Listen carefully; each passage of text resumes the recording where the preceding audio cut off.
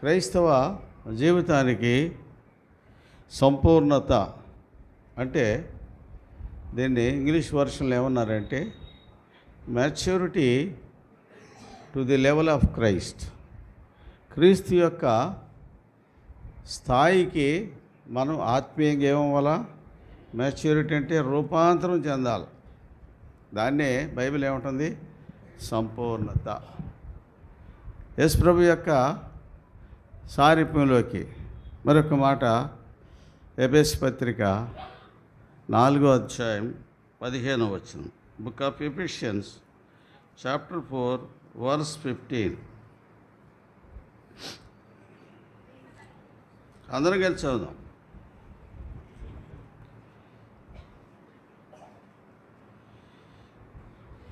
ఎఫెసీ పత్రిక 4:15.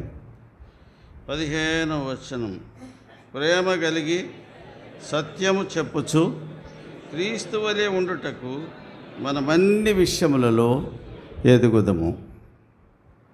అన్ని విషయములో to grow into the likeness of Christ. క్రీస్తు యొక్క క్రీస్తు వలె ఉండుట, క్రీస్తు యొక్క సారూప్యంలోనికి మార్చబడుట. దీన్నే బైబిల్ ఏముంటుంది? సంపూర్ణత. ఎందుకంటే రేపు ఎత్తబడిన సంఘం ఎక్కడ ఉంది? ఎక్కడికి వెళ్ళద్ది? ఎలా ఉంటుంది? ప్రకటన గ్రంథం 4:6. ప్రకటన గ్రంథం 4:6.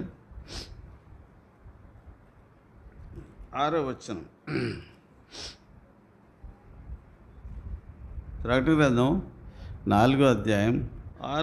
అందరూ కలిసి చదువుదామా? మరియు ఆ సింహాసనం ఎదుట స్ఫటికమును పోలిన గాజు వంటి సముద్రం ఉన్నట్టుండెను. ఆ సింహాసనం మధ్యను సింహాసనం చుట్టూను ముందు వెనుక కన్నులతో నిండిన 4 జీవులుండెను. సింహాసనం ఎదుట ఏముందండి? ఏమిటది? గాజు వంటి సముద్రం. పెద్ద గాజు తొట్టి ఉంది. తొట్టి నిండి ఏమున్నాయి? నీళ్ళు ఉన్నాయి. దాన్ని ఏమంటుంది బైబిల్? సముద్రం. చిన్న తొట్టి కాదు అది, పెద్ద తొట్టి, చాలా పెద్దది. అవన్నీ కూడా ఎట్లా ఉన్నాయంటే, ఇదిగో మీకు ఇది కనపడుతుందా? గ్లాసులో నీళ్ళు ఉన్నాయి. ఏమండి, ఇక్కడ నిండా పోస్తే దీనిలో నీళ్ళు ఉన్నట్టు మీకు తెలియదు, గ్లాసే కనపడుతుంది. అంటే గ్లాస్ ఎలా ఉంది? ఎట్లా ఉంది? ట్రాన్స్పరెంట్గా ఉంది. ఎట్లా ఉంది? ట్రాన్స్పరెంట్గా ఉంది, పారదర్శకంగా ఉంది. పారదర్శకత అంటే నువ్వు లోపల ఎట్లున్నావో బయట అట్లా ఉండటం. That is called transparency. క్రీస్తు వలె ఉండుట. క్రీస్తు వలె ఉండటానికి 2 లక్షణాలు చెప్పినాడు పౌలు గారు ఎఫెసీ సంఘానికి. ఒకటి ఏంటంట? ప్రేమ కలిగి. రెండోది ఏంటి? సత్యం చెప్పుచు. ఈ రెండే లోపించినాయి మన దగ్గర. విశ్వాసులకు లోపించిన ఈ రెండే. ఏంటండి? ఎత్తబడిన సంఘం ఎట్టుంది? ప్రేమ కలిగి సత్యం చెప్పుచు క్రీస్తు వలె ఉండుటకు మనం అన్ని విషయంలో ఎదుగుదామంటే ఎత్తబడిన సంఘం ఎట్లుంది చూస్తే, ఒకసారి యోహాను చూశాడంట. సింహాసనం ఎదుట ఉంది. ఎవరు? గాజు వంటి సముద్రం. ఎవరి సముద్రం? అదే సంఘం. ఎత్తబడిన సంఘం పరలోకంలోకి వెళ్ళేట్లకి ఎలా ఉంది? అది ఓ మనిషిలాగా కనపడలే, ఓ మహాసముద్రంలాగా కనపడుతుంది. ఎట్లా కనపడుతుంది? అందరికి తెల్లగొట్లేయండి. రేపు అందరూ పరిశుద్ధులు అందరూ తెల్లని వస్త్రాలు ధరించుకొని సింహాసనాసీనుడైన ఎదుట నిలబడతారు. నిలబడినప్పుడు కొన్ని కోట్ల మంది నిలబడతారు. ఒకళ్ళు కాదు, ఇద్దరు కాదు. ఆ కోట్ల మందిని మీరు చూడండి, దూరం నుంచి చూస్తే మనకి ఎట్లా కనపడుతుంది? అది ఒక మహా సముద్రంలాగా కనపడుతుందండి. ప్రకటన గ్రంథం 15:2.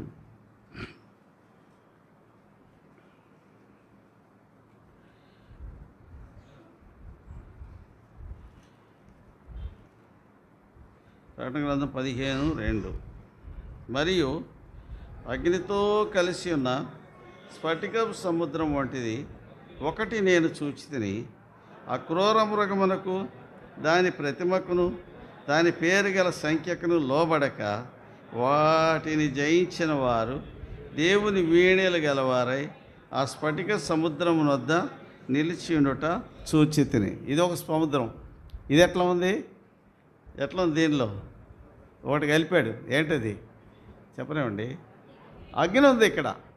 అగ్నితో కలిసి ఉన్న స్ఫటిక సముద్రం. ఒకటేమో స్ఫటిక సముద్రం, రెండవది అగ్నితో కలిసి ఉన్న స్ఫటిక సముద్రం. ఈ సముద్రం ఎక్కడిది, ఆ సముద్రం ఎక్కడిది?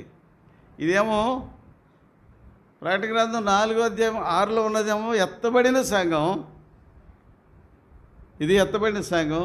7:9 ప్రకటన గ్రంథంలో 9 ఏముంది? తెల్లని వస్త్రములు ధరించుకొని ఎవడను లెక్కింపజాలిన ఒక గొప్ప సమూహము కొబ్బరి మట్టలు చేత పట్టుకొని సింహాసనాసీనుడైన వానికి గొర్రెపిల్లకు మా రక్షణకై స్తోత్రమని చెప్పుచు మహాశబ్దంతో ఎలుగెత్తి చెప్తున్నారు. పెద్దల్లో ఒకడు అడిగాడంట యోహాన్ని 13లో, తెల్లని వస్త్రములు ధరించిన వీరెవరు, వీరు ఎక్కడి నుండి వచ్చారని అడిగాడంట. ఇప్పుడు యోహాన్ అన్నాడు, అయ్యా నీకే తెలియదు అంటే యోహానికి తెలియదు వీళ్ళు ఎక్కడి నుంచి వచ్చారు. అప్పుడు పెద్దల్లో ఒకటి చెప్పాడు, వీరు మహాశ్రమ నుండి వచ్చినారు. మహాశ్రమలు అంటే మహాశ్రమలు ఎప్పుడు వస్తాయి? మొదటి సంఘం ఎత్తబడిగానే క్రీస్తు విరోధి బయటకు వస్తాడు. రెండవ తెస్సలోనిక పత్రిక 8వ వచనం, 2వ అధ్యాయం 8వ వచనం. 2వ తెస్సలోనిక పత్రిక 2వ అధ్యాయము 7-8 వచనాలు. తెస్సలోనిక పత్రిక 2వ పత్రిక 2వ అధ్యాయం 7-8 వచనాలు. ధర్మ విరోధం సంబంధమైన మర్మం ఇప్పటికే క్రియ చేయుచున్నది. ఇదివరకు అడ్డగించుకున్నవాడు మధ్య నుండి, ఎవరో ఒకళ్ళు చదవండి. ఇదివరకు అడ్డగించున్నాడు మధ్య నుండి తీసివేయబడి వరకే అడ్డగించును. అప్పుడు ఆ ధర్మ విరోధి బయలుపరచబడటానికి ఒక ఆయన అడ్డుకుంటున్నాడు. ఎవరు? పరిశుద్ధాత్మదేవుడు. సంఘం చుట్టూ ఎవరున్నారు అంటే ప్రభు అన్నాడు. యేసుప్రభువు వారు యోహాను సువార్త 14:16 నేను మిమ్మల్ని అనాథలుగా విడువను, మీ యొద్ద ఉంటకు ఎల్లప్పుడూ మీ యొద్ద ఉంటకు ఒక ఆదరణకర్తను నేను పంపుతాను అన్నాడు కదా. ఆ ఆదరణకర్త సంఘంతో ఉన్నాడు కనుక ఇప్పుడు ధర్మవిరోధ సంబంధమైన వ్యక్తి ఎవరైతే ఉన్నారో క్రీస్తు విరోధి సంఘాన్ని వాడు ముట్టాడు. ఎప్పటి వరకు ముట్టాడు? సంఘం ఎత్తబడే వరకు దాని జోలికి రాడు వాడు. కాబట్టి రైతు గమనించాడు, ఎప్పుడైతే సంఘం ఎత్తబడుతుందో అప్పుడు ఆ ధర్మ విరోధి బయలుపరచబడను. ధర్మ విరోధి అంటే ఎవరు? క్రీస్తు విరోధి. ఎప్పుడు మధ్యలో అడ్డగిస్తున్నవాడు ఒక ఆయన ఉన్నాడు కదా, ఆయన అడ్డగిస్తున్నవాడు ఆ సంఘాన్ని తీసుకొని పోతాడు. తీసుకొని పోగానే వాడు బయటకు వస్తాడు. అదే దానియేలు యొక్క 70వ వారం. అదే దానియేలు యొక్క 70వ వారం ఆరంభం. దానియేలు 70వ వారంలో కొన్ని విషయాలు ఉన్నాయి, ఒకసారి చూద్దామా రండి. దానియేలు గ్రంథం 9వ అధ్యాయం 24 నుండి 27 వరకు. దానియేలు తిరుగుబాటు మాన్పుటకును అతిక్రమమును పాపమును నివారణ చేయుటకును దోషము నిమిత్తము ప్రాయశ్చిత్తము చేయుటకును యుగాంతం వరకు నట్టి నీతిని బయలుపరచుటకును ప్రవచనాన్ని ముద్రించుటకు అతి పరిశుద్ధ స్థలమునకు అభిషేకించుటకు నీ జనమునకు పరిశుద్ధ పట్టణమునకు 70 వారములు విధింపబడెను. 70 వారాలు. దేనికి ఎప్పటి నుంచి ఇది? దానియేలు 70 వారం మనం జాగ్రత్తగా తెలుసుకోవాలి. అభిషిక్తుడకు అధిపతి చూడండి, అంటే యెరూషలేము మరల తర్వాత వచనం. యెరూషలేము మరల కట్టబడవచ్చునని ఆజ్ఞ బయలుదేరిన సమయం మొదలుకొని అభిషిక్తుడకు అధిపతి వచ్చు వరకు 7 వారములు పట్టునని స్పష్టముగా గ్రహించము. తర్వాత 62 వారములు తొందరగల సమయంలో పట్టణపు రాసవీధులు కందకములు మరలా కట్టబడును. తర్వాత ఈ 62 వారము జరిగిన పిమ్మట ఏమీ లేకుండా అభిషిక్తుడు నిర్మూలము చేయబడును. అభిషిక్తుడు అని కింద ఫుట్నోట్లు ఏం రాశారు? మెస్సయ్య. పాత నిబంధనలో ఇది హెబ్రీ భాషలో రాయబడింది కనుక మెస్సయ్య అని వాడారు. మెస్సయ్య అంటే ఎవరు మెస్సయ్య అంటే? ఏమండి, మెస్సయ్య అని పేరు ఎవరిది? యేసుప్రభు వారిదే. పాత నిబంధనలో మెస్సయ్య అని పేరు ఇక్కడ కనపడుతుంది మనకి. అభిషిక్తుడకు అధిపతి. పాత నిబంధన. కొత్త నిబంధనలు అభిషిక్తుడు అంటే క్రీస్తు. పాత నిబంధనలు అందుకే సమరయ స్త్రీ అంది, క్రీస్తు అనబడిన మెస్సియా వచ్చుననియు ఆయన వచ్చినప్పుడు మాకు సమస్తమును బోధపరచునని నేనే ఎరుగుదును అంది. అప్పుడు ప్రభు అన్నాడు, నీతో మాట్లాడుచున్నా నేనే ఆయనను. అప్పుడు ఆ కొండ విడిచిపెట్టి ఊర్లోకి పోయి నాతో నేను చెప్పినవని నాతో చెప్పిన ఈయనను చూడు. ఈయన ఎవరు? క్రీస్తు కాడా, మెస్సియా కాడా అని చెప్పింది. అంటే యూదులందరూ ఎవరు వస్తున్నారు అని చెప్తున్నారు. ఎవరి కొరకు ఎదురు చూస్తున్నారు? మెస్సియా కొరకు ఎదురు చూస్తున్నారు. యూదులు చూస్తున్నారు, సమరయులు చూస్తున్నారు, అందరూ చూస్తున్నారు. అయితే యూదులు ప్రత్యేకించి మెస్సియా వస్తాడు, మెస్సియా వస్తాడు, మెస్సియా వస్తాడని చూస్తున్నారు. ఆ వచ్చిన మెస్సియా నీవేనంటే యేసు ప్రభు నేనే అన్నాడు, నీవు అన్నట్టే అన్నాడు. ఇంకా మన ప్రధాన యాజకుడు అడిగాడు ఈ మాట. ఎప్పుడు? ఇంకొద్దిగా సేపట్లో సిలువకు పడతాడనగా ట్రయల్ రూమ్లో. ఈ దేవదూషణ మీరు విన్నారు కదా. సత్యం చెప్తే ఏమన్నాడు అతను? ఏమన్నాడు? కైప ఏమన్నాడు? ఈ దేవదూషణ మీరు విన్నారు కదా, కాబట్టి మీకేం దోస్తుందంటే ఇతను మరణమునకు పాత్రుడు, కాబట్టి సిలువ వేయమని కేకలేస్తున్నారు. అంటే ఆయన నిజం చెప్తేనేమో దేవదూషణ కదా. ఎందుకంటే వాళ్ళ ముఖాల మీద ముసుగే ఉంది ఈ రోజుకి కూడా. దేవుడు వాళ్ళ ముసుగేసి ఉంచాడంటే మనకు అన్యులు చేయలేము. మన కోసం దేవుడు వారి మీద ముఖాల మీద ముసుగేశాడు. వాళ్ళ మనోనేత్రాలు మూసి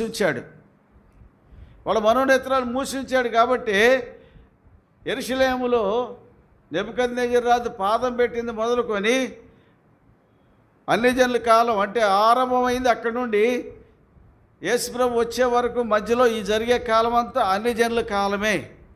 కాబట్టి అన్ని జనుల కాలంలో యేసుప్రభు వారు ఎక్కడున్నాడు? అన్ని జనుల మధ్యలో ఉన్నాడు. ఎక్కడున్నాడు?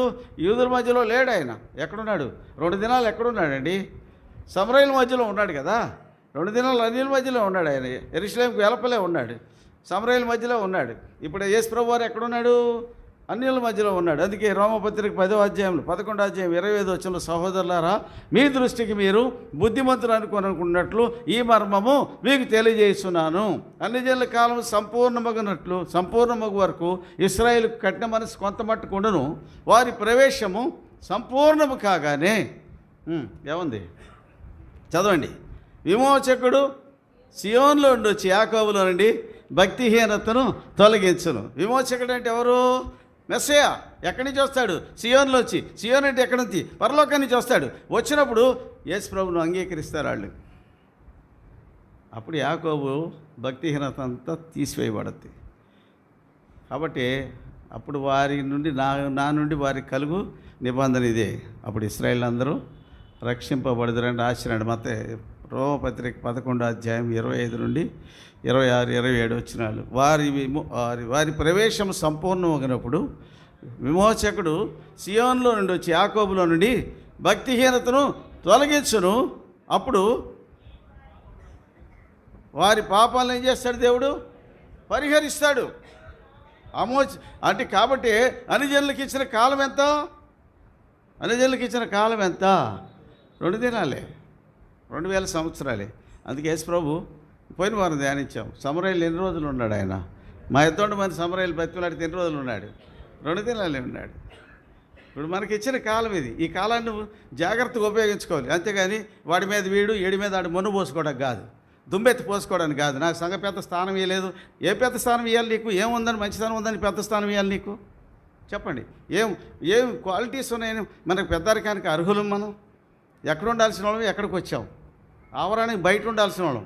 యూదులతో సహపౌరులం కాము, ఇశ్రాయేలుతో సహపౌరులం కాము. వాగ్దానాలు లేవు, నిబంధనలు లేవు. ఎఫెసీయుల 2వ అధ్యాయం 12, 13 వచనాల్లో ఆ కాలమందు అంటే దేవుడు మనం దర్శించిన కాలంలో ఇశ్రాయేలుతో మన సహపౌరులము కాము. మనకు వాగ్దానాలు లేవు, నిబంధనలు లేవు. ఇశ్రాయేలుకి నిబంధనలు ఉన్నాయి, వాళ్ళకి వాగ్దానాలు ఉన్నాయి. రోజుకు ఒక వాగ్దానం ఉంది. వాళ్ళకి వాగ్దానాలు చేసిన దేవుడు ఉన్నాడు. నీకు నాకు దేవుడు ఎవడున్నాడు? పిలిస్తే పలికోడు ఒక్కడు లేడు. ఇంకా ఉంది, నిరీక్షణ లేనివారు అంటే చచ్చిన తర్వాత ఏమవుతాడంటే అక్కడ ఇక్కడ ఎవడు చూడొచ్చాడు అంటాడు, కానీ చచ్చిన తర్వాత పరలోకానికి వెళ్తానంటాడా, తిరిగి లేస్తానంటాడా? అది పరిశుద్ధ గ్రంథమైన బైబిల్ చెప్తుంది. నిరీక్షణ అనే దానికి ఒక ఆధారం పరిశుద్ధ గ్రంథమైన బైబిల్ చెప్తుంది, కానీ లోకంలో లేదు. చచ్చిన తర్వాత ఏమవుతావు అంటే నీవు మంచి పనులు చేస్తే నీకు ఉత్తమ గతి దొరుకుద్ది, నువ్వు మంచి పనులు చేస్తే బ్రాహ్మణుడు అయి పుడతా ఉంటారు, బ్రహ్మ జన్మ దొరుకుద్ది అంటారు కొంతమంది, ఉత్తమ జన్మ దొరుకుద్ది అంటారు కొంతమంది. ఉత్తమ జన్మం ఏ జన్మ కానీ, నీచమైన జన్మ ఏ జన్మ కానీ మనుషులు ఒక్కసారి మృతి పొందవల్లని నియమింపబడిన అటు తర్వాత ఏం జరుగుద్ది? తీర్పే జరుగుద్ది. దేర్ ఇస్ నో ఇంకొక జన్మ అంటూ లేదు. పునర్జన్మ సిద్ధాంతం అనేది ఇక్కడ లేదు. పాపి అయిన మనుషుడు తిరిగి లేవడమే పునర్జన్మ, మారు మనసు పొందే జన్మ అదే. పాపి అయిన మనుషునికి దేవుడిచ్చిన జన్మ ఏంటంటే ఏముంది? తిరిగి జన్మిష్ట, నూతన జన్మ యొక్క అనుభవంలోకి రావడమే. ఆ తర్వాత ఏముంది? పునరుద్ధానం ద్వారా తిరిగి ఈ భూమి మీదకి వస్తాడు మనుష్యుడు. 1000 సంవత్సరాలు ప్రభుత్వం కూడా ఉంటారు, నిత్యత్వంలోకి వెళ్తాడు. ఎవరు నిత్యత్వంలోకి వెళ్ళేది? యేసు ప్రభుత్వం. ఎవరైతే 1000 సంవత్సరాల పరిపాలనలోకి వస్తారో వాళ్ళకే నిత్యత్వం. కాబట్టి ఇప్పుడున్నది, ఇప్పుడు మనం 6వ దినంలో ఉన్నాము. 6వ దినం ముగించేలోకి 7వ దినంలోకి దేవుడు వెళ్తాడు. ఆ 7వ దినంలోకి నీవు నేను ప్రవేశించాలా, విశ్రాంతిలోకి వెళ్ళాలా. విశ్రాంతి నీకు నాకు సంపూర్ణత. ఆ విశ్రాంతిలోకి వెళ్ళడానికి ప్రయాసపడాలా కదా, ఆ విశ్రాంతిలోకి వెళ్ళడానికే ప్రయాసపడాలా. ఇప్పుడు ఈ దానియేలులో ఈ 70 వారాలు 3 విధాలుగా విభజించారు. ఒకటి 7 వారాలు, 62 వారాలు, 1 వారం కదా. 7 + 62 + 1. 7 వారములు తొందరగల సమయంలో పట్టణపు రాస వీధులు కందకము మరల కట్టబడను.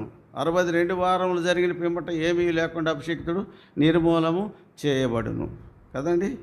అంటే 7 వారాలు అంటే ఈ వారాన్ని 7 సంవత్సరాలుగా విభాగించారు. 7 ఇయర్స్ ఆఫ్ అంటే weeks of years, week years, 7 week years. యాకోబుతో వాళ్ళ మామ అన్నాడు లాబాను, ఈమె వారము సంపూర్తి చేయము అన్నాడు కదా. అవును, రేపు రాహేల్ గురించి పెళ్లి చేసుకోవడానికి వచ్చినప్పుడు యాకోబుతో అన్నాడు లాబాను అన్నాడు, ఈమె వారము సంపూర్తి చేయమన్నాడు. అంటే ముందు ఏం చేయాలి? యాకోబు పెళ్లి చేసుకోవాలంటే రాహేల్, వాస్తవంగా ఏంటంటే యాకోబుకి రాహేల్నిచ్చి పెళ్లి చేయాలా, ఏషావుకి లేయనిచ్చి పెళ్లి చేయాలని వాళ్ళకి ఒప్పందం ఉండే. ఎప్పుడు వెనక వారి ముందు ఒప్పందం ఉంది. కాబట్టి యాకోబును వాళ్ళ తండ్రి అయిన ఇస్సాకు ఆదికాండం 28వ అధ్యాయంలో నీ తల్లి ఇంటికి వెళ్ళి ఆమె సహోదరి కుమార్తెలు ఒకదాన్ని పెళ్లి చేసుకురమ్మని పంపించాడు లాబాను. లాబాన్ దగ్గరికి వెళ్ళి ఒకదాన్నే పెళ్లి చేసుకురమ్మని పంపించాడు యాకోబును. ఎవరు? ఇస్సాకు. ఒకదాన్ని అంటే అర్థం ఏంటి? ఆయనకి అసైన్ చేసింది ఎవరిని? రిబకాని, రాహేల్ని. అందుకే యాకోబు లాబాన్ దగ్గరికి వెళ్ళిన తర్వాత 1 వారం కొలువు చేసిన తర్వాత, 1 నెల రోజులు కొలువు చేసిన తర్వాత, నువ్వు నాకు ఊరికే కొలువు చేసేదవా, నువ్వు బంధువుడు కదా, నీకేం కావాలి చెప్పండి, నీ చిన్న కుమార్తె అయిన రాహేల్ నిమిత్తం నేను 7 సంవత్సరాలు కొలువు చేస్తాడు, గొర్రెలు కాస్తాడు. ఎందుకు 7 సంవత్సరాలు అంటే యాకోబు వాస్తవం గొర్రెలు ఎంత గాయాల్సి వచ్చిందంటే, యాకోబు ధనవంతుడు కుమారుడు. ఇస్సాకు ఆస్తిపాస్తులన్నీ యాకోబుకి ఇచ్చేశాడు. కానీ యాకోబు ఆ సిరియా దేశానికి పోతున్నప్పుడు మార్గ మధ్యలో బేతేలు దగ్గరలోకి వెళ్ళాక మొత్తం దొంగలు పడి మొత్తం దోసుకుపోయినారు. ఆయన దగ్గర ఏమీ లేదు, చేతికర్ర ఉంది ఆయన దగ్గర. అందుకే ఎబ్బోక రేవు దగ్గర దేవుడితో అన్నాడు, ఏవాయ్ నా చేతికర్రతను 32వ అధ్యాయం 9వ వచనం, నా చేతికర్రతను యొర్దాను దాటితే ఇప్పుడు 2 గుంపులు అయ్యాను అన్నాడు. చేతికర్ర ఉంది ఆయన దగ్గర, ఇంకేమీ లేదు. అన్ని దొంగలు దోచుకుపోయినారు కనానీయులు. ఆ పరిస్థితిలో యాకోబు ఒంటి చేతితో వెళ్ళి భార్యను తెచ్చుకోవాలంటే ఏం చేయాలా? భార్యను తెచ్చుకోవాలంటే ఏం చేయాలా? ఈ దినాలంటే శకము 34వ అధ్యాయం, ఆదికాండం 34వ అధ్యాయంలో యాకోబు ఏం చేశాడు? హమోరు ఏమేం చేశాడు? నీ కుమార్తె దీనా మీద నా కుమారుడు షెకెం మనసు ఉందయ్యా, కాబట్టి మీరు కట్నం అని అడగండి, ఓలి అన్నాడు, ఎంత అని ఇస్తా అన్నాడు. ఆడపిల్లని తెచ్చుకోవాలంటే కట్నం ఎదిరియాల, ఓలి ఎదిరియాల. ఈ దౌర్భాగ్యం ఏంటంటే లోకస్తుల ఆచారాలని క్రైస్తవులకు వచ్చిన పెద్ద రోగం ఇది, భయంకరమైన రోగం. మీ అమ్మాయిని ఇస్తున్నారు కదా, ఏమి ఇస్తున్నారు వెనకాల అంటాడు, కక్కుర్తి పడేవాడు. ఈ కక్కుర్తి వాళ్ళు క్రైస్తవులు ఉన్నారు, ఎంగిలి కుడి తినేవాళ్ళు. ఆడపిల్లని ఎదిరించి కట్నం ఇచ్చి తెచ్చుకోవాలి, ఓలి ఇచ్చి తెచ్చుకోవాలి, అంతేగాని ఆడపిల్ల సొత్తును కాదు నువ్వు తెచ్చుకోవాల్సింది. దాన్ని పెంచి పెద్ద చేసినందుకు అబ్రాం 10 ఒంటెల మోతంత కానుకలు పంపించాడు ఆమెకి. ఎవరికి? రిబకాకి. అందుకే హోమర్ ఏమన్నాడు? ఆమె కట్నం అడగండి, ఓలి అడగండి, ఎంత అని ఇస్తా అన్నాడు.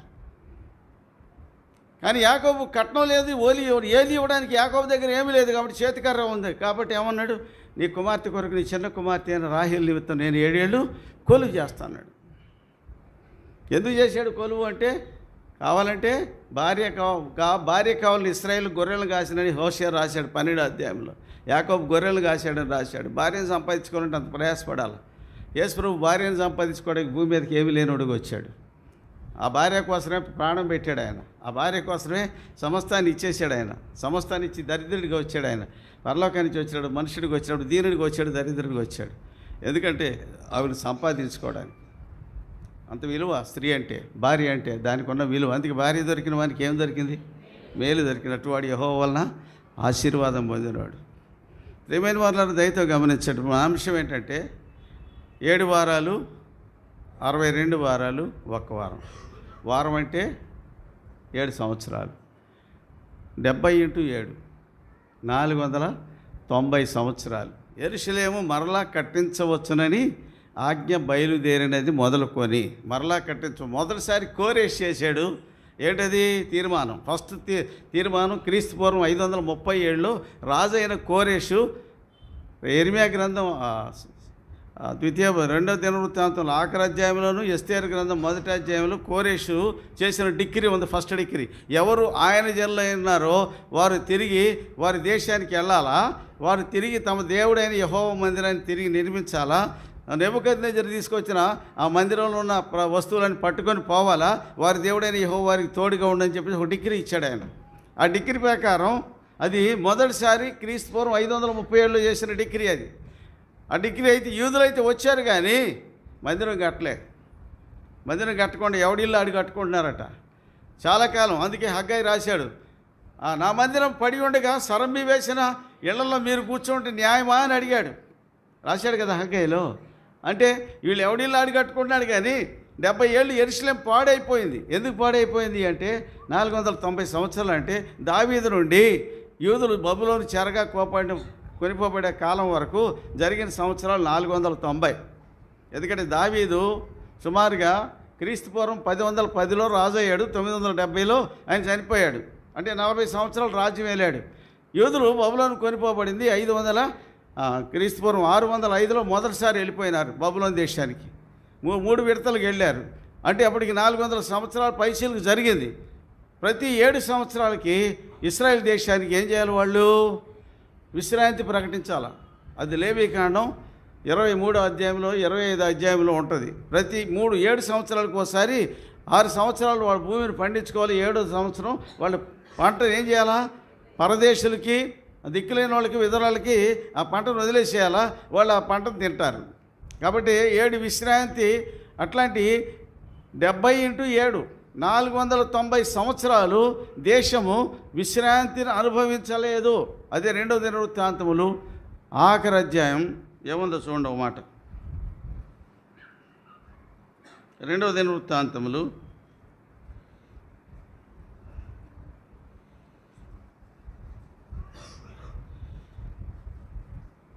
21వ వచనం.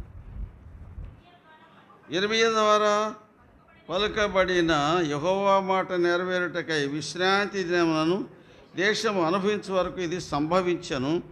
దేశము పాడుగా ఉన్న 70 సంవత్సరముల కాలము అది విశ్రాంతి దినములను అనుభవించను. అంటే ప్రియమైన వాళ్ళారా, అప్పటికి 490 సంవత్సరాలు సంపూర్తిగా వచ్చినాయి. అందుకని దేవుడు ఏం చేశాడు? 70 సంవత్సరాలు దానికి దేశానికి విశ్రాంతి ప్రకటించి దేశంలో ఉన్న వాళ్ళందరూ బయటికి వెళ్ళగొట్టాడు. ఎక్కడికి? బబులోను దేశానికి. కేవలం యూదులే.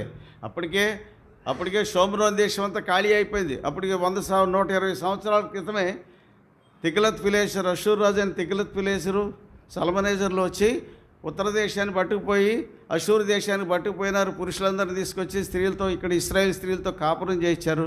వాళ్ళకు పుట్టినోళ్ళే సమరయులు. ఆ సమరయులే ఎజ్రా, జరుబ్బాబేలు, నెహెమీయు వీళ్ళు వచ్చినప్పుడు ఉన్నది ఎవరు? యెరూషలేము తిష్టేసింది ఆ సమరయులే. ఎవరాళ్ళు?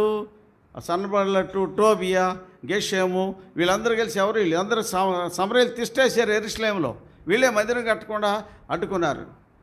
490 సంవత్సరాలు దేశం పాడుగా ఉన్న సంవత్సరాలు పూర్తయిన తర్వాత దేవుడు తిరిగి ఇర్మియా ద్వారా, అంటే రాబోయే నెబుకద్నెజరు కాలంలో 70 సంవత్సరాలు పూర్తయిన తర్వాత పారసీకుడైన కోరేష్ ద్వారా ఒక తీర్మానం చేశాడు. అది మొదటి డిగ్రీ.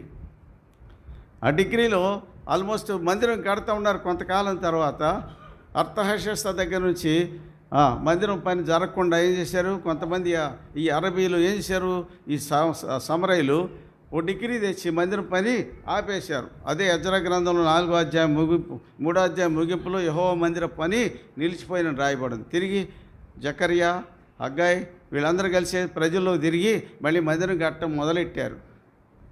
అది ఆల్మోస్ట్ తర్వాత ఎవరు వచ్చారు అంటే అహష్వేరోషు కుమారుడైన దర్యావేషు. అహష్వేరోషు ఎవరు? ఎస్తేరు భర్త.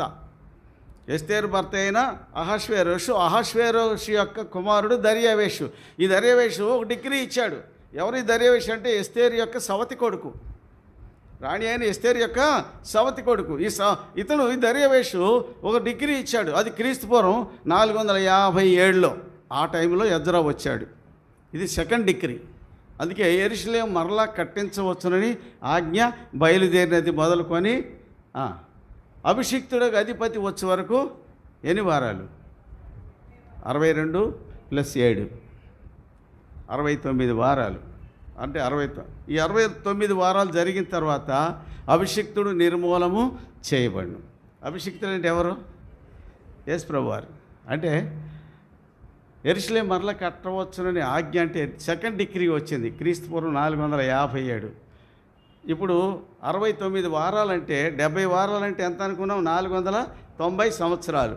69 వారాలంటే ఒక వారం తీసేయండి, అంటే 7 సంవత్సరాలు తీసేస్తే 483 సంవత్సరాలు అవుతుంది. 457లోంచి 83 తీసివేయండి. 483 తీసివేస్తే +26 వస్తుంది. ఎంత వస్తుంది? +26. ఈ +26 అంటే ఎప్పుడుదంటే క్రీస్తు శకము 26వ సంవత్సరానికి వస్తుంది. అర్థమవుతుందండి? రెండో డిగ్రీ వచ్చింది ఎప్పుడు? 457లో రెండో డిగ్రీ వచ్చింది. రెండో డిగ్రీ. మొదటి డిగ్రీ వచ్చింది 537లో. దీనికి దానికి మధ్య వ్యత్యాసం కొంతకాలం ఉండింది. ఇది సెకండ్ డిగ్రీ వచ్చాక అప్పుడు యెరూషలేము మరలా కట్టించాలని ఆజ్ఞ బయలుదేరింది. అదైన తర్వాత అభిషిక్తుడు వచ్చే కాలం కూడా వచ్చింది. అభిషిక్తుడు రావడానికి 483 సంవత్సరాలు పడుతుంది. రెండో డిగ్రీకి అభిషిక్తుడు అంటే యేసు ప్రభు వారు రావడానికి. ఆ 26 +26 ఉంది కదా, ఆ +26 యేసు ప్రభు వారు బాప్తిసం పొందిన సంవత్సరం. ఆ +26 యేసు ప్రభు వారు బాప్తిసం పొందిన సంవత్సరం. అప్పటికి 483 సంవత్సరాలు పూర్తయింది. అప్పటికి 69 సంవత్సరాలు పూర్తయినాయి. ఈ 69 వారాలు పూర్తయిన తర్వాత అభిషిక్తుడు ఏం చేయబడతాడు? నిర్మూలన చేయబడతాడు. యేసు ప్రభు వారు సిలువ వేయబడ్డాడు. ఎప్పుడు? ఇంకా 3.5 సంవత్సరాలకి. 1000 సంవత్సరాల్లో అంటే 480 సంవత్సరాలు 83 సంవత్సరాల్లో ఈ 3.5 సంవత్సరాలు అనేది వేరే మైన్యూట్ టైం స్లాట్ అది. కాబట్టి ఈ చిన్న ఈ కాల వ్యవధిలోనే యేసు ప్రభు వారు సువార్త పరిచర్య జరిగించినాడు. ఆయన సిలువ వేయబడ్డాడు, నిర్మూలన చేయబడ్డాడు. అయిపోయిందా? 483 సంవత్సరాలు అయిందా? 69 వారాలు అయింది. ఆ తర్వాత ఏం జరిగింది? అక్కడి నుంచి పరిశుద్ధాత్మ దేవుడు భూమి మీదకి వచ్చాడు. పరిశుద్ధాత్మ దేవుడు యేసు ప్రభు వారు పరలోకానికి ఆరోహణం అయిపోయినాడు. అపోస్తల కార్యం 2వ అధ్యాయంలో ఆరోహణం అయిన తర్వాత పరిశుద్ధాత్మ దేవుడు దిగి వచ్చాడు.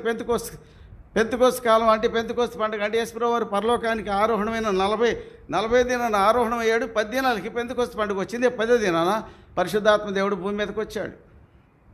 అక్కడి నుంచి నూతన నిబంధన సంఘం ఆరంభమైంది. ఆ నూతన నిబంధన సంఘం ప్రభు వచ్చే వరకు కొనసాగుతుంది. ఈ పీరియడ్ ఏమన్నారంటే పీరియడ్ ఆఫ్ పెంతెకోస్తు కాలము అన్నారు. యేసు ప్రభు వారికి ఎత్తబడిన కాలం నుంచి యేసు ప్రభు వారు తిరిగి వచ్చే కాలానికి మధ్యలో ఉన్న కాలము ఇదే నూతన నిబంధన సంఘకాలం. దీన్నే పెంతెకోస్తు కాలము అన్నారు. ఇప్పుడు మనం ఎక్కడున్నామంటే 70వ వారానికి 69వ వారానికి మధ్యలో ఉన్నాం. ఈ 69వ వారానికి 70వ వారానికి మధ్యలో ఉన్న కాలమే 2 దినాల వ్యవధి. అర్థమవుతుందండి? యేసు ప్రభు వారు సిలువ వేయబడింది క్రీస్తు శకము ఎప్పుడు? క్రీస్తు శకము 30లో AD 30. స్థలము యెరూషలేము. అప్పుడు ఆయన వయసు 33.5 సంవత్సరాలు. యేసు బోధింప మొదలుపెట్టినప్పుడు ఆయన 30 ఏండ్ల ఈడు గలవాడు. యోహాను రాశాడు 3 సంవత్సరాల పరిచర్యను రాశాడు. యోహాను సువార్త 2వ అధ్యాయం 23వ వచనం.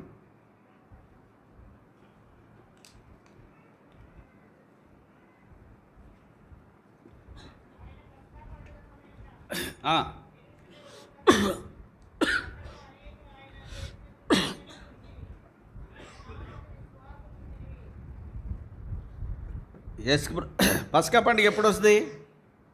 మనం ధ్యానించాం. పస్కా పండుగ ఎప్పుడు వస్తుంది? ఇశ్రాయేల్లో మొదటి మాసం. పస్కా పశువుని ఎప్పుడు తీసుకోవాలండి?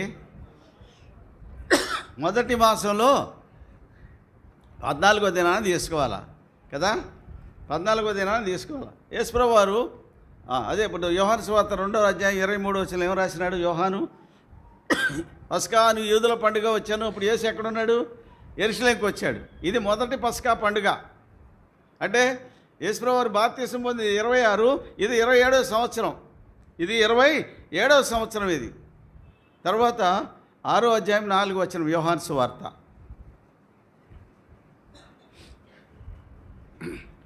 యోహాను సువార్త 6వ అధ్యాయం. పస్కా అని యూదుల పండుగ సమీపించాడు. ఇది 2వ సంవత్సరం. ఇది సమరయ స్త్రీతో మాట్లాడింది ఏ సంవత్సరం అయినా? యేసుప్రభువు వారు మాట్లాడింది ఏ సంవత్సరం? 27వ సంవత్సరం 8వ మాసంలో మాట్లాడాడు. ఎవరితో? ఇంక 8 దినాలు ఏమొస్తుంది? కోతకాలం వస్తుందని చెప్పాడు 34 వచనంలో. అంటే 8వ మాసంలో మాట్లాడాడు ఆమెతో. ఎవరితో? సమరయ స్త్రీతో. 27వ సంవత్సరం అది. ఇది ఇది 2వ పండుగ, 2వ సంవత్సరం. ఇది 6వ అధ్యాయం 4వ వచనంలో యోహాను సువార్త 6వ అధ్యాయంలో 4వ వచనం పస్కాని యూదుల పండుగ వచ్చింది. అంటే నెక్స్ట్ ఇయర్ వచ్చింది ఇది. అంటే దీనికి దానికి మధ్యలో 2వ అధ్యాయానికి 6వ అధ్యాయానికి మధ్యలో కాల వ్యవధి అంతా 1 ఇయర్. ఇంక తర్వాత 12వ అధ్యాయం 1వ వచనం. అటు తర్వాత యేసు లాజరు మృతుల్లో నుండి లేపిన లాజరును బేతనీ పస్కా పండగకు 6 దినముల ముందుగా వచ్చాను. వారు అక్కడ ఆయనకు విందు చేసిరి కదా. మళ్ళీ 3వ పస్కా పండుగ వచ్చింది. ఇది ఎప్పుడు? ఇది యేసుప్రభువు వారు 29వ సంవత్సరం. 3 సంవత్సరాల పరిచర్య ఉందా లేదా? ఏమంటే ఉందా? కనపడుతుందా లేదా? మొదటి పండుగ 2వ అధ్యాయం 23లో ఉంది. 2వ పండుగ 6వ అధ్యాయం 4లో ఉంది. 3వ పండుగ 12వ అధ్యాయం. అదే 13వ అధ్యాయం 1వ వచనంలో తాను లోకం విడిచి వచ్చిందని చెప్పి అట్లా గడి అరిగేసి ప్రభు లోకంలో తన వారిని అంతవరకు ప్రేమించారని 13వ అధ్యాయం 1వ వచనంలో ఉంది. 14వ అధ్యాయంలో మేడగదిలో యేసుప్రభువు వారి శిష్యులతో భోజనం చేసిన ఆ సందర్భం ఉంది. అంటే 13, 14, 15 అధ్యాయాలు మేడగదిలో జరిగిన సంగతులు. 15వ అధ్యాయం యేసుప్రభువు వారు కిద్రోను వాగుతో వెళుతూ మాట్లాడిన సంగతులు. 16వ అధ్యాయం కూడా కిద్రోను వాగులోనే. 17వ అధ్యాయం ఒలీవల కొండ మీద చేసిన ప్రార్థన. 18వ అధ్యాయాన్ని పట్టుకున్నారు. ఆ రాత్రి ఆయన్ను వధించారు. 3 సంవత్సరాల పరిచర్య కనపడుతుందా లేదా? చెప్పండి. పరిచర్య ఉందా లేదా? కనపడుతుంది కదా.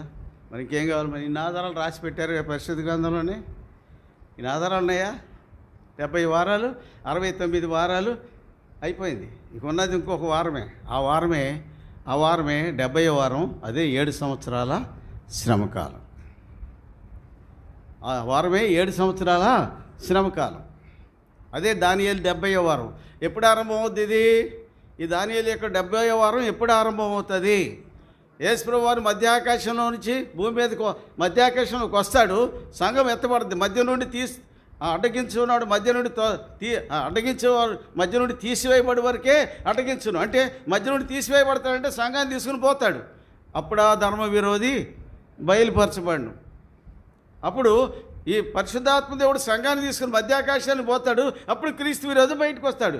అప్పుడు దానియేలు 70వ వారం అమల్లోకి వస్తుంది. దయతో గమనించండి. ఇప్పుడు ప్రకటన గ్రంథం 4వ అధ్యాయం 6వ వచనం చూసిన స్ఫటిక సముద్రం ఎవరో? ఇది ఎత్తబడిన సంఘం. ఇదే సంఘం ఎత్తబడిన సంఘం. పెండ్లి కుమార్తె ఎట్లా ఉంది? అది ఎలా ఉంది? క్రీస్తు వలే ఉంది. అందుకే ఎఫెసు పత్రిక 4వ అధ్యాయం 15లో ఏమని రాసినాడు? సత్యము కలిగి ప్రేమ చెప్పుచు క్రీస్తు వలే ఉండుటకు మనం అన్ని విషయంలో ఎదుగుదాము. ఎదగకపోతే మరుగుజోడు పనికిరాడు దేవునికి. పిల్లలు ఎదిగితేనే కదండి తండ్రికి తల్లికి అక్కడికి వచ్చేది. అవునా కదా? మరుగుజోడు పనికి వస్తారా పిల్లలకి? తల్లిదండ్రికి అక్కడికి వస్తారా? పిల్లలు ఎదగాల, ఎదిగితేనే తల్లిదండ్రులకి వాళ్ళు ప్రయోజకులైంది, తండ్రికి ఆసరా ఉండేది. అలాగే దేవునికి కూడా నీవు నేను ఆసరా ఉండాలి అంటే ఎదగాల. అందుకే పేతురు రాశాడు, గత ఆదివారం ధ్యానించాం. ఏంటిది? వాక్యమును పాల వలన, నిర్మలమైన వాక్యమును పాల వలన రక్షణ విషయంలో ఎదుగు నిమిత్తం. ఎదగాలంటే 5 విషయాలు మానుకోమని చెప్పినాడు. ఎవరు? పేతురు గారు. ఇక్కడేం చెప్తున్నాడు? పౌలు గారు ఏం చెప్తున్నాడు? సంఘానికి ప్రేమ కలిగి సత్యం చెప్తూ. ప్రేమ ఉండాలా, సత్యం ఉండాలా. ఏ ప్రేమ ఇది? దేవుని ప్రేమ, సత్యం. మనం చెప్తాం అంత అబద్ధాలు చెప్తాం. సత్యం అంటాం కానీ, ప్రైజ్లాడు అంటాం కానీ కడుపు నిండా విషయమే, కడుపు నిండా విషయమే. మరి సత్యం ఎట్లా అవుద్ది? ప్రైజ్లాడు అంటాం, నోటి నిండా మాటలే కానీ నోట్లో ఉన్నది ప్రైజ్లాడే కానీ నీ సంగతి తర్వాత చూసుకుంటా. ఇదేంటిది? కపటం కదా. మరి విశ్వాసంలో ఇవాళ కపటం తప్ప ఏముంది? విశ్వాసంలో సంఘంలో ఏముంది? సత్యం ఉందా? ప్రేమ ఉందా? ఇదివరకు ఉన్న ఆత్మీయత ఉందా? ఉందా అండి? లేదు. దానియేలు 70వ వారంలో ఏం జరగబోతుంది మనం చదివాం. దానియేలు 70వ వారంలో ఏమవుతుంది? క్రీస్తు విరోధి బయలుపరచబడతాడు. బయలుపరచబడినప్పుడు మొదటి 3.5 సంవత్సరాలు భూమి మీద శ్రమలు ఆరంభమవుతాయి. క్రీస్తు విరోధి యూదులందరినీ మచ్చిక చేసుకుంటాడు. యూదులందరూ మచ్చిక చేసుకుని యెరూషలేములో దేవాలయం కట్టబడింది. కట్టబడిన తర్వాత ఇప్పుడు ఏం జరుగుద్ది? 3.5 సంవత్సరాల కాలం ఆరంభం అవగానే క్రీస్తు విరోధి తన యొక్క ప్రతిమను దేవాలయంలో నిలబెడతాడు. అదే దానియేలు చెప్పిన 9వ అధ్యాయం 27వ వచనం. నాశనకరమైన హేయ వస్తువు. అదే యేసు ప్రభువు వారు చెప్పాడు 24వ అధ్యాయం మత్తయి సువార్త 15వ వచనంలో. నాశనకరమైన హేయ వస్తువు పరిశుద్ధ స్థలంలో నిల్చుట చూడగానే చదువువాడు గ్రహించుగాక యూదయలో ఉండేవాడు కొండలకు పారిపోమన్నాడు. చదివేవాడు గ్రహించాలా. ఏమని? ఏమైనా వస్తువు పరిశుద్ధ స్థలంలో నిలబడగానే, అంటే నిలబెట్టడం అంటే క్రీస్తు విరోధి యొక్క ప్రతిమను నిలబెడతారు. ఎక్కడ? యెరూషలేము దేవాలయంలో. అదే ఇక్కడ రాశాడు ప్రకటన గ్రంథం 15వ అధ్యాయంలో 2వ వచనంలో. ఏం చేశారు? ప్రకటన గ్రంథం 15:2 ఏముంది అక్కడ?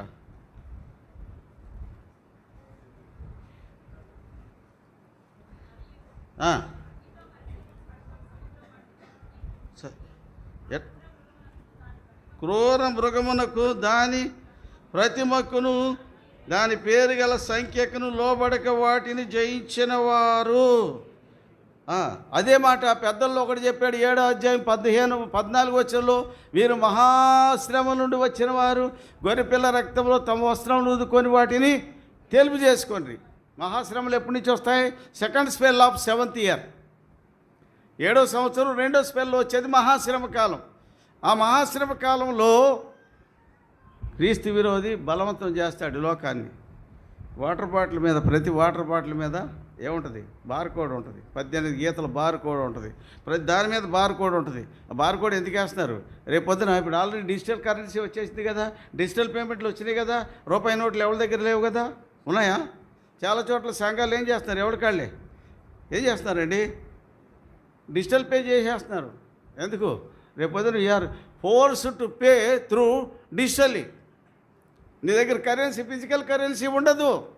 ఎందుకు ఉండదు అంటే నీవు ఫోర్స్ చేయబడతావు. రేపు పొద్దున ఈ ముద్ర ఇక్కడ వేసుకోవాలా, ఇక్కడ వేసుకోవాలా. రేపు నీకు ఏటీఎం కార్డులు ఉండవేక, ఏటీఎం కార్డులు ఉండవు. ఏముంటాయి మరి? బియ్యం గింజ కంటే చాలా సన్నగా ఉంటుంది. 0.5 mm డయా ఉంటుంది, 8 mm లెంత్ ఉంటుంది. ఆ మైక్రో చిప్ని ఇప్పుడు డెవలప్ చేశారు. ఇండోనేషియా దేశం అంతా కూడా వాళ్ళు ఇంప్లిమెంట్ చేస్తున్నారు. అంటే ముస్లిం దేశం కాబట్టి ఇప్పుడు మన దేశానికి కూడా వస్తుంది 4 రోజులు ఆగితే. ఆల్రెడీ మోడీ గారు స్టార్ట్ చేసినారు కదా డిజిటల్ పేమెంట్స్. అందరూ ఫోన్పే వచ్చింది, గూగుల్ పే వచ్చింది, రకరకాల పేలు వచ్చినాయి. అందరి దగ్గర 1000 రూపాయలు జేబులో పట్టుమని 1000 రూపాయలు లేవు. ఎందుకు లేవు? ఇప్పుడు కోటీశ్వరులు ధనవంతులే ఉండొచ్చు, కానీ పట్టుమని డబ్బులు లేవు. ఒకవేళ ఏటీఎంకి పోయి నువ్వు 3 సార్లు కంటే ఎక్కువ డ్రా చేస్తే దాని మీద బ్యాండ్ పడుతుంది, కమిషన్ తీసుకుంటాడు బ్యాంక్ వాడు. తీసుకోవట్లేదా? డబ్బులు ఇయ్యే లక్షలు ఉన్నాయి. కానీ రేపు పొద్దున వాటర్ బాటిల్ కొనుక్కోవాలంటే నీ దగ్గర డబ్బులు ఉంటే ఆ డబ్బులు తీసుకోడాడు. డబ్బులు ఉండవు నీ దగ్గర. కాబట్టి నువ్వేం చేయాలా? ముద్ర వేసుకోవాలా. ఈ ముద్ర వేసుకోవాలంటే అది బలవంతం చేస్తాను. ముద్రని వేసుకోవాలా, లేకుంటే సావనన్నా జావాలా. ఈ రెండే. కనుక ఒక సామెత ఉంది, తాటితో మిగతావా తలబాకలు కొట్టమంటావు అనే ఒక సామెత ఉంది. అర్థమైందండి? తాటి గింజని మిగాలంట, లేకపోతే నెత్తన్న పగలు కొట్టించుకోవాలట. అది అట్లాగే ఉంటుంది పరిస్థితి. కాబట్టి రేపు రాబోయే దుర్దినాలు, గడ్డ దినాలు ఆ దినాల్లో చాలామంది విడవబడ్డారు. ఆ విడవబడిన వాళ్ళే 7 ఏళ్ల శ్రమకాలంలోకి వస్తారు. ఆ శ్రమకాలంలోకి వచ్చిన వాళ్ళే గొర్రెపిల్ల రక్తంలో తమ వస్త్రములు ఉతుక్కొని వాటిని తెలుపు చేసుకుని అంటే అర్థం ఏంటంటే వాళ్ళు హతసాక్షులు అయ్యారు. అదే ఇంకో మాట రాశాడు ప్రకటన గ్రంథం 20వ అధ్యాయం 4వ వచనం నుండి 6వ వచనం వరకు. మరియు సింహాసనమును చూచితిని, క్రూర మృగమునకైన దాని ప్రతిమకైన నమస్కారం చేయక తమ నొసలేందు కానీ చేతులేందు దాని ముద్ర వేయించుకొనని వారిని యేసు నిమిత్తము ఆయన వాక్యం నిమిత్తము తామిచ్చిన సాక్ష్యం నిమిత్తము శిరచ్ఛేదనము చేయబడిన వారి ఆత్మలను చూచితిని. వారు బ్రతికిన వారై 1000 సంవత్సరములు క్రీస్తు కూడా రాజ్యము చేసిరి. ఇదే ఆ 1000 సంవత్సరాలు గడిచే వరకు కడమ మృతులు బ్రతకలేదు. ఇదే మొదటి పునరుద్ధానం. ఈ మొదటి పునరుద్ధానంలో పాల్గొలవారు ధన్యులు పరిశుద్ధులైందరు. మొదటి పునరుద్ధానం ఎవరిది? ధన్యులు పరిశుద్ధులు అంటే ఎవరీళ్ళు? ఈ పరిశుద్ధుల పునరుద్ధానంలోకి నీవు నేను రావాలా? 7 ఏళ్ల శ్రమకాలంలోకి వస్తారు. ఎవరీళ్ళు? లాస్ట్ 6వ వరుసలోకి వచ్చిన మనం ధ్యానించాం మృతుల పునరుద్ధానం గురించి సోమవారం నాడు అనుకుంటాను. 2వ భాగంలో ధ్యానించినప్పుడు మృతుల పునరుద్ధానం వరుసలు ఉన్నాయి కదా. మొదటి వరుస ఎవరు? ప్రథమ ఫలం ఎవరు? క్రీస్తు. 2వ వరుస ఎవరు? అయిపోయింది, అది పోయిన వారం బ్రదర్. ఇది కొత్త వారం స్టార్ట్ అయింది, మళ్ళీ కొత్తగా మొదలెడితే మేము వింటామంటాం కదండి. కథ అంతా విన్నాక ఈయనకి ఏమవుద్దనే కథకు వచ్చారు క్రైస్తవులు కూడా. 2వ వరుస ఎవరండి? పాత నిబంధన పరిశుద్ధులు. 3వ వరుస ఎవరు? కొత్త నిబంధన పరిశుద్ధులు కదా, ఎత్తబడిన సంఘం. తర్వాత ఆ మీదట సజీవులమై నిలిచి ఉండి మనం ఆకాశమండలకు వారితో కూడా మేఘాల మీద కొనిపోబడుతాం. 4వ వరుస. 5వ వరుస ఎవరు? 2 ప్రవక్తలు కదా. 7 సంవత్సరాల శ్రమకాలంలో మొదటి స్పెల్లో వచ్చిన 2 ప్రవక్తలు. ఇది 5వ వరుస. 6వ వరుస ఎవరు? ఇది వీళ్ళు. ఎవరాళ్ళు? క్రూర మృగమునకైన దాని ప్రతిమకు నమస్కారం చేయక చేతుల మీద కానీ నొసల మీద కానీ దాని ముద్ర వేయించుకొనని వారిని యేసును గుర్చిన సాక్ష్యం నిమిత్తము దేవుని వాక్యము నిమిత్తము శిరచ్ఛేదనము చేయబడిన వారి ఆత్మలను చూచితిని. వారు బ్రతికిన వారే మహాశ్రమల నుంచి వచ్చిన వారు. 7వ అధ్యాయం 9వ వచనం ఉన్న వాళ్ళే వాళ్ళే. ఇప్పుడు నువ్వు తలదేగి గుంపులోకి వెళ్తావా, ఎత్తబడే గుంపులోకి వెళ్తావా? ప్రకటన గ్రంథం 15వ అధ్యాయంలో ఎట్టున్నారు వాళ్ళు? 2వ వచనంలో ఎట్లుందండి? అగ్నితో ఏమండి?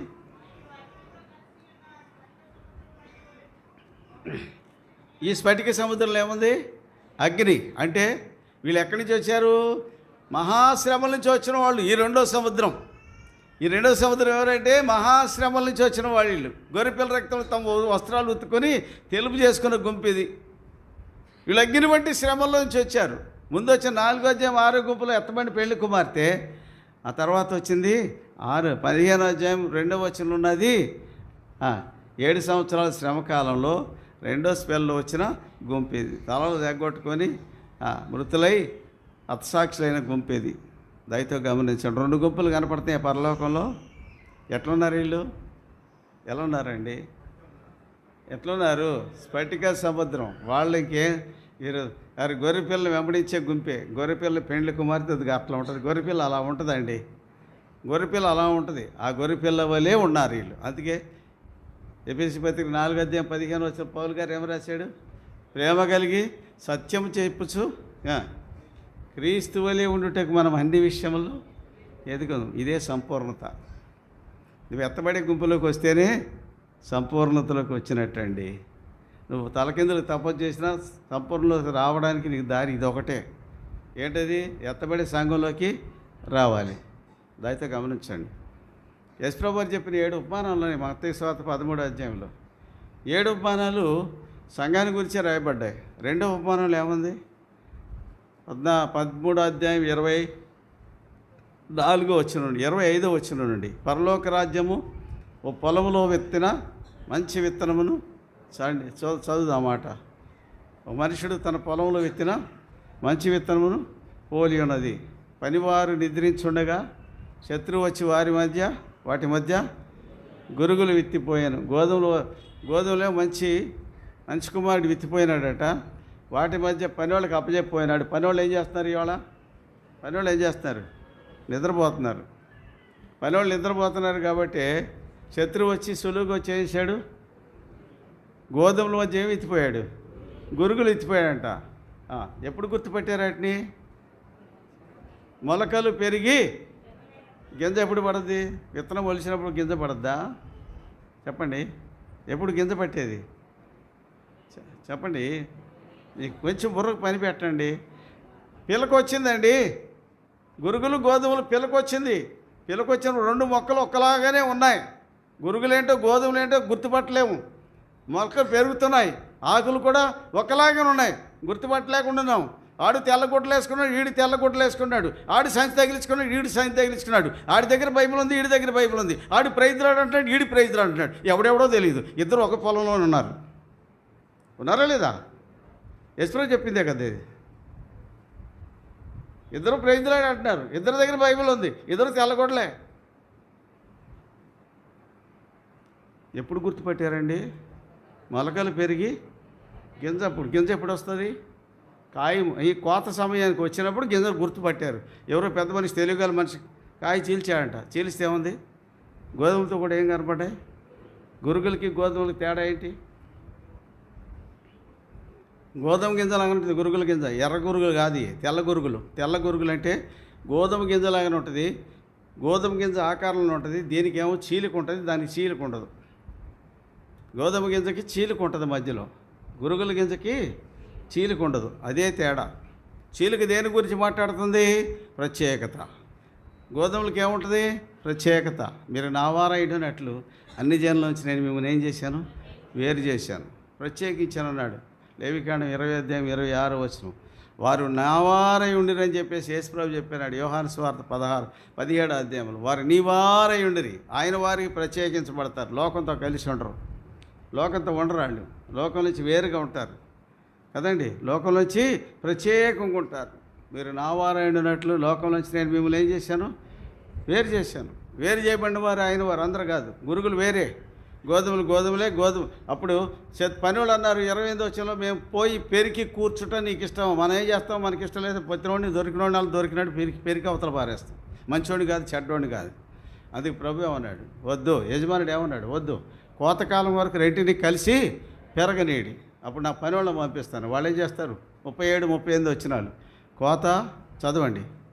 37 13 అందుకు ఆయన మంచి విత్తనం విత్తినవాడు మనుష్య కుమారుడు, పొలము లోకము, మంచి విత్తనములు రాజ్య సంబంధులు, గురుగులు దుష్టుని సంబంధులు, వాటిని విత్తిన శత్రువు అపవాది. కోత యుగ సమాప్తి. యుగ సమాప్తి అంటే జాగ్రత్తగా మనుషుని మధ్య పెద్ద మనుషులు కొంతమంది లేచి అంతం వచ్చింది. ఏం అంతం వచ్చింది? అది చెప్పట్లే. లోకం అంతం కాదు, ఇది ప్రపంచం యొక్క అంతం కాదు. యుగ సమాప్తి, యుగాంతము. యుగాంతం అంటే ఎన్ని యుగాలు జరిగాయి? మొదటిది నిష్కల్మషయుగం. ఆదాం పాపంలో పడకమునుకున్న కాలం నిష్కల్మషయుగం. ఎన్ని వేల సంవత్సరాలు జరిగిందో ఎవడో తెలియదు. ఆ తర్వాత ఆదాం పాపంలో పడిన తర్వాత జలప్రళయం వరకు 1656 సంవత్సరాలు జరిగింది. ఈ సంవత్సర కాలం ఇది మనస్సాక్షి యుగం. అక్కడి నుంచి మనస్సాక్షి యుగం ఆరంభమైంది, రెండో యుగం.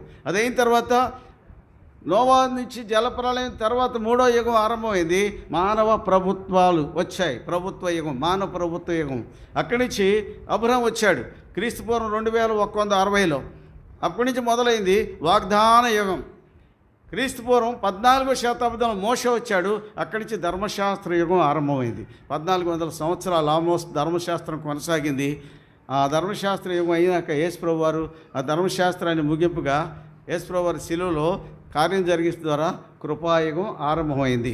ఇప్పుడు మనం ఉన్నది కృపాయుగం, 6వ యుగంలో ఉన్నాం. కృపాయుగం అయిపోయిన తర్వాత వచ్చేది 7వ యుగం. అదండి కోత. యుగ సమాప్తి అంటే లోకం అంతం కాదు. ఇది యేసుప్రభు వారు వచ్చే కాలం ఇది. ఏ యుగం ఇది? యేసుప్రభు వారి యొక్క శిలువ రక్తం ద్వారా చేసిన నిబంధన ద్వారా జరిగించబడిన యుగం ఇదే కృపాయుగం. కృపాయుగం కాలం ముగింపులోకి వచ్చాం మనం. ఈ యుగాంతంలో, యుగ ముగింపులో దేవుడు తన ప్రజలను, తన దూతలను పంపిస్తాడు. వారు ఏం చేస్తారంట? సకల దుర్నీతి పరులైన వారిని ఏం చేస్తారు? పెరికి అగ్నిగంధకాలతో మండే గుండంలో పడవేస్తారు. నీతిమంతులు ఎక్కడికి వెళ్తారు? గోధుమలు ఎక్కడికి వెళ్తాయి? కొట్టులోకి వెళ్తాయి. గోధుమలు కొట్టులోకి వెళ్తాయి. దుష్టులు ఏం చేస్తారు? ఆరని అగ్ని చేత కాల్చబడుతురు. అంటే ఇద్దరు కలిసి ఒక పొలంలో పెరిగారు. గుర్తుపెట్టుకోండి, ఒక సంఘంలో ఉన్నారు. యేసుప్రభు వారి దగ్గరే ఉన్నాడు 13వ వాడు. ఎవరు? మేడగదిలో ఒకడు ఉన్నాడండి. మీలో ఒకడన్నా అప్పగించనన్నాడు యేసుప్రభు వారు. యోహాను సువార్త 13:21 యేసు ఆత్మలో కలవరపడి మీలో ఒకడను అప్పగించును అన్నాడు. ఎక్కడ? మేడగదిలో. అంటే యేసుప్రభు వారితో కలిస్తే శిష్యులు 13. ఆ 13వ వాడు ఎవరు? అప్పగించేవాడు. ఇప్పుడు ఇక్కడ కూడా ఇది మేడగదే మనకి. అక్కడ ప్రభు బల్ల ఉందంటే ఇది మనకి మేడగదే. ఇక్కడ ప్రతి 13లో 13వ వాడు వాడే, మర్చిపోకండి. అది నువ్వు కాకుండా ఉంటే మేలు. ఆ 13వ వాడే యేసును అప్పగించేవాడు. ఆ 13లో నువ్వు ఉన్నావా? ప్రభు వాళ్ళ దగ్గరికి వచ్చాం, జాగ్రత్త. యుగ సమాప్తిలోకి వస్తున్నామండి. ప్రభు రాకడ దగ్గరికి వస్తూ ఉంది. మనం సంపూర్ణతకి వెళ్ళాలి. సంపూర్ణత అంటే ఎట్లుందా? ఎత్తబడిన సంఘం ఎట్లుంది? స్ఫటిక సముద్రం ఎట్లుందండి? ఎంత నికార్సైన శ్రేష్టమైన గాజు వంటి సముద్రం అంట. స్ఫటికం అంటే ఏంటి? గాజు. ఒక గాజు లాంటి పారదర్శకమైన, పాపం ఏమి లేదు. యేసుప్రభువులో 3 లక్షణాలు ఉన్నాయి. క్రీస్తు వలె ఉండుటకు. క్రీస్తు వలె ఉంది సంఘం. ఎట్లా ఉంది? పెళ్లి కుమార్తె ఎట్లా ఉంది? ఆయన యందు పాపమేమీ లేదు, ఆమెలో కూడా పాపము లేదు. ఆయన పాపము చేయలేదు, ఆమె కూడా పాపము చేయలేదు. ఆయన పాపము లేనివాడు, ఆమె కూడా పాపము లేనిది. ఈ 3 కలిపితేనే యేసు వలె ఉంది, క్రీస్తు వలె ఉంది ఆ సంఘం. అదే స్ఫటిక సముద్రం. రెండోది సముద్రం ఎట్లుంది? అగ్నితో కలిసిన స్ఫటిక సముద్రం. 7 ఏళ్ల శ్రమకాలం నుంచి వచ్చిన ఎత్తబడిన సంఘం అది. 2 స్ఫటిక సముద్రాలు కనపడ్డాయి మనకి. ఎక్కడున్నాయి ఇవి? ఎక్కడున్నాయి? పరలోకంలోనే. ఎక్కడున్నాయి? పరలోకంలోనే. మరి ఆ గుంపులో ఉన్న, ఈ గుంపులో ఉన్న నువ్వు నేను ఉండాలా? ఎత్తబడే ఆ స్ఫటిక సముద్రంలోనే ఉండాలి మనం. ఎక్కడో ఉంటాం. కోట్ల మందిలో మనం ఎక్కడో ఉంటామండి. బట్ నీవు ఉంటావా లేదా? ఆ సంపూర్ణతలోకి వస్తేనే నీ యాత్రకు ముగింపు. నువ్వు అందులో లేవనుకో, ఇన్నేళ్ళు ఆరాధన చేసి ప్రభు నేను ఇంత ఆరాధన చేశాను, ఇంత నమ్మకంగా ప్రభు దేవునిటికి వచ్చాను, ఇంత నమ్మకంగా దశంభాగం ఇచ్చాను, నమ్మకంగా బల్లో చేయి వేశాను అన్నీ చెప్తావు కానీ ఎక్కడో ఉంది. ఎక్కడో నీవే స్థితిలో నుండి పడితేవో జ్ఞాపకం చేసుకొని మారు మనసు పొంది ఆ మొదటి క్రియ చేయము అట్లు చేసి నువ్వు మారు మనసు పొందితేనే సరి. సరైన పదం ఎందుకు వాడతారండి? సరైన పదం ఎందుకు వాడతారు తెలుసా మీకు? మీరు ఎవరికైనా అప్పించారనుకోండి, 10,000 అప్పించారు. 10,000 అప్పించిన తర్వాత అప్పు తీసుకున్నాడు, ఏం చేస్తాడు? రేపురా మాపురా నెల రోజులు తిప్పాడు అనుకోండి, ఇది వస్తుంది. విసుకొచ్చి ఏం చేస్తావు నువ్వు? అరే బాబు అదంతా వద్దు, రేపు రోజు తిప్పించవద్దు నన్ను, నువ్వు ఖచ్చితంగా చెప్పి ఏ రోజుకి ఇస్తావు అన్నా, ఇప్పుడు కాదు కానీ వచ్చే ఆదివారం ఇస్తాను అన్నాడు అనుకోండి. అప్పుడు నువ్వేం చేస్తావు? వచ్చే ఆదివారం కాదు, ఆ పై వచ్చే ఆదివారం నాకు, ఆ పై వచ్చే ఆదివారం అంతా ఏమండి? ఇవాళ తారీఖు ఎంత? 19. వచ్చే ఆదివారం ఎంత? 26 వద్దు కానీ ఆ పై వచ్చే ఆదివారం అంటే ఫిబ్రవరి నెల మొదటి ఆదివారం నాడు నేను డబ్బులు తీసుకోవడానికి వస్తాను, నువ్వు ఖచ్చితంగా ఇచ్చి తీరాలి. నీవు ఇచ్చివా సరి, ఇవ్వకపోతే అప్పుడు పెడతామే, అప్పుడు వాడతాం. ఏ పదం? సరి. ఎంత కండిషన్ పెట్టినాడు దేవుడు చెప్పే మాటలు మనకి ఎట్లా ఉంటాయంటే ఆడుకోవటానికి అనుకూలం చేసుకున్నాం. నువ్వు ఏ స్థితిలో పడితేవో జ్ఞాపకం చేసుకొని మారు మనసు పొందము, అట్లు చేసి నువ్వు మారు మనసు పొందితేనే సరి. లేని ఎడ్ల నీ వద్దకు వచ్చి దీపస్తంభాన్ని తీసేస్తా. ఎఫెసు సంఘానికి చెప్పాడు మాట. కాబట్టి అంత నమ్మకమైన ఎఫెసు సంఘమే తప్పిపోయింది. నువ్వు నేను ఎంతటి వాళ్ళమే చెప్పండి. కాబట్టి మనం దానియేలు 70వ వరంలోకి వస్తామా? ఎత్తబడి గుంపులో ఉంటావా? ఏది కావాలి నీకు? ఎత్తబడి గుంపులో ఉంటే స్ఫటిక సముద్రం. దానియేలు 70వ వరంలోకి వస్తే అగ్నితో కూడిన స్ఫటిక సముద్రం. అది కావాలా, ఇది కావాలా? అది కూడా నీ తల దిగితేనే. నీ తల దిగటానికి ఇష్టపడకపోతే లేదు. ఆలోచించుకో. రండి ప్రార్థన చేసుకుందాం. ప్రభు మనం సిద్ధపరచను గాక. ఓ మాట చదువుకుందాం. అది హెబ్రీ పత్రిక 6వ అధ్యాయం మొదటి 2 వచనాలు.